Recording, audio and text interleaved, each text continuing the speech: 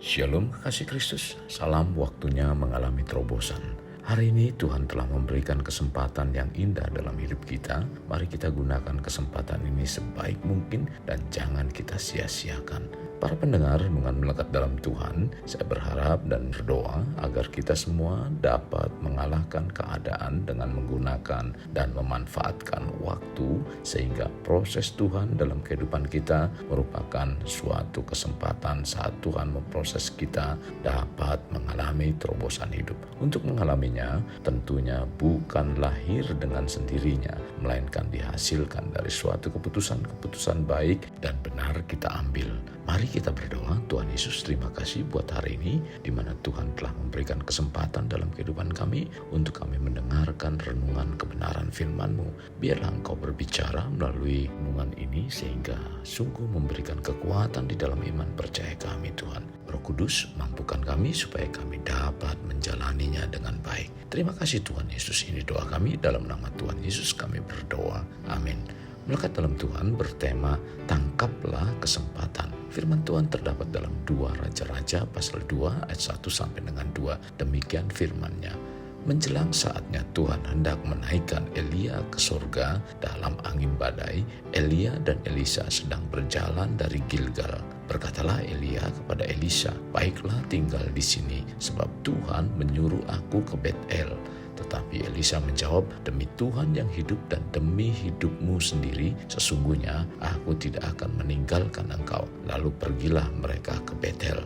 Kesempatan atau peluang merupakan suatu waktu yang sangat berharga. Kesempatan merupakan suatu keadaan di mana seseorang bisa melakukan sesuatu atau sesuatu bisa terjadi. Orang-orang Yunani kuno sangat menghargai kesempatan atau peluang, sehingga mereka tidak pernah melewatkan setiap kesempatan yang ada sekecil apapun itu.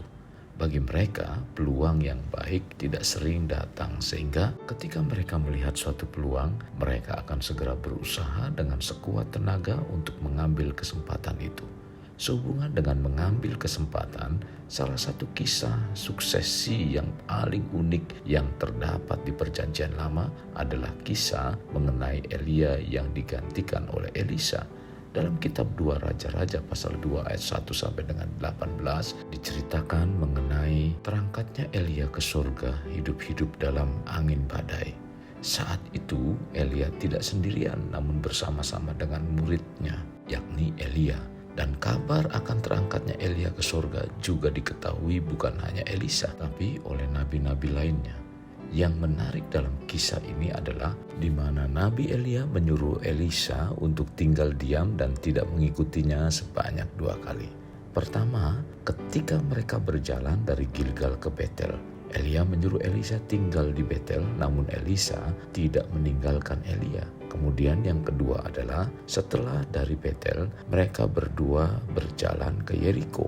Elia menyuruh Elisa untuk tinggal di Yeriko, namun sekali lagi ia bersikeras untuk tidak meninggalkan Elia. Akhirnya dari Yeriko mereka berjalan ke Sungai Yordan dan setibanya di sana Elia pun memberikan kesempatan kepada Elisa untuk meminta sesuatu kepada Elia sebelum Elia diangkat Tuhan ke surga. Elisa dengan tegas menjawab bahwa ia kiranya mendapat 2 bagian dari rohnya Elia. Dalam perjalanan tersebut, ada rombongan nabi di Betel dan di Yeriko yang sepertinya sedang mengingatkan Elisa bahwa Elia akan diangkat ke surga. Namun setiap kali diingatkan, Elisa malah menghardik dan menyuruh mereka diam. Di akhir kisah, kita mengetahui bahwa Elisa berhasil melihat datangnya kereta berapi dengan kuda berapi yang memisahkan dirinya dengan Elia. Kemudian Elia naik ke surga dalam angin badai. Elisa tidak sadar bahwa roh Elia telah turun atas dirinya, namun rombongan nabi dari Yeriko mengetahuinya. Elisa tahu bahwa terangkatnya Elia ke surga adalah kesempatan yang sangat langka dan tidak akan terulang lagi.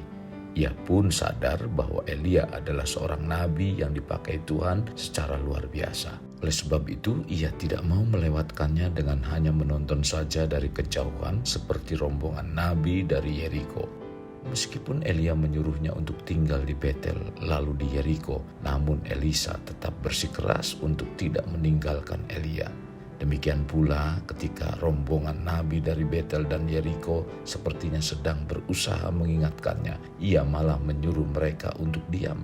Elisa berusaha fokus kepada kairos atau waktu Tuhan yang ada di depannya saat itu. Dari kisah Elisa ini kita dapat mempelajari sesuatu pelajaran yang penting, yaitu kita harus dapat memanfaatkan kesempatan yang Tuhan izinkan terjadi dalam hidup kita, karena hal itu belum tentu terulang kembali. Elisa tidak mau melewatkan peristiwa atau keadaan tentang terangkatnya Elia ke surga tanpa mendapatkan sesuatu yang berharga, dan ia bertekad untuk mendapatkan 2 kali bagian roh Elia.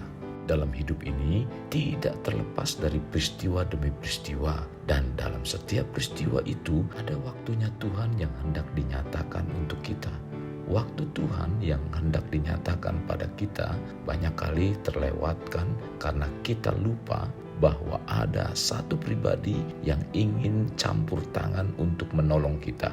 Semakin kita merasa lemah dan tidak mempunyai kemampuan, seharusnya kita semakin bergantung kepada Tuhan sehingga kuasa Tuhan dinyatakan dengan luar biasa. Jika kita merasa lemah, jangan khawatir, karena justru dalam kelemahan kita, kuasa Tuhan akan dinyatakan dengan sempurna. Tercatat dalam 2 Korintus 12 ayat 9. Karena itu, tangkaplah kesempatan saat menghampiri kita, dan biasanya kesempatan itu datang melalui tantangan dan persoalan, sebab itu merupakan proses bagi kehidupan kita agar kita mengeluarkan kemampuan atau potensi yang Tuhan berikan pada kita. Mari tangkap kesempatan, sebab kesempatan tidak datang 2 kali. Tuhan telah berikan kemampuan atau potensi pada kita, maka jangan disimpan. Bila kita tidak bertindak apalagi mengabaikan, itu tidak akan menghasilkan apa-apa. Percayalah, Tuhan akan memberi kekuatan dan kemampuan bagi kita saat kita mengeluarkan potensi yang ada pada diri kita.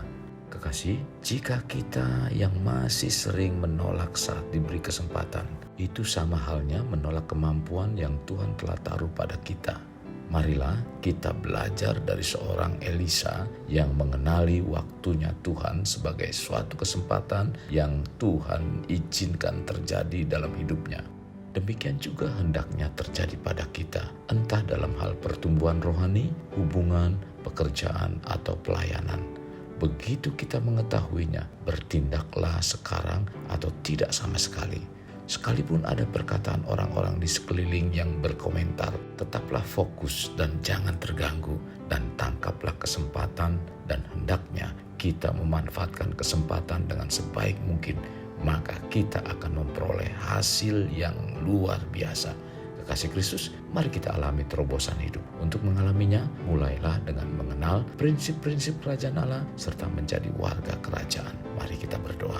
Tuhan Yesus, terima kasih buat kesempatan yang luar biasa ini Tuhan, di mana firman-Mu sungguh sangat memberkati kehidupan kami Tuhan, di mana kami dibawa dan diajar untuk senantiasa menangkap kesempatan yang ada. Tuhan, terima kasih. Banyak kesempatan-kesempatan yang terjadi dalam kehidupan kami, di mana itu seringkali kami mengabaikan dan bahkan kami lalai di balik semua yang Tuhan telah nyatakan dalam kehidupan kami. Terlebih Tuhan, di saat persoalan dan tantangan hidup datang dalam kehidupan kami, sesungguhnya Tuhan memberikan kesempatan dalam kehidupan kami, di mana melalui kesempatan itulah Tuhan hendak mengembangkan kemampuan atau potensi yang Tuhan taruh dalam kehidupan kami. Tuhan, terima kasih kalau Engkau sudah menyadarkan lewat renungan ini. Biarlah Roh Kudus memampukan kami untuk kami menjalaninya. Terima kasih Tuhan Yesus. Ini doa kami, dalam nama Tuhan Yesus kami berdoa. Amin. Kasih Kristus, mari kita akhiri dengan mengedahkan kedua tangan kita. Terimalah anugerah berkat dari Allah Bapa, kasih sayang daripada Yesus Kristus, dan persekutuan dengan Roh Kudus yang mencurahkan berkat secara rohani, berkat secara jasmani, dan berkat secara ekonomi, di mana berkat Abraham, berkat Ishak, berkat Yakub dicurahkan dan dilimpahkan dari saat sekarang sampai Maranatha tiba.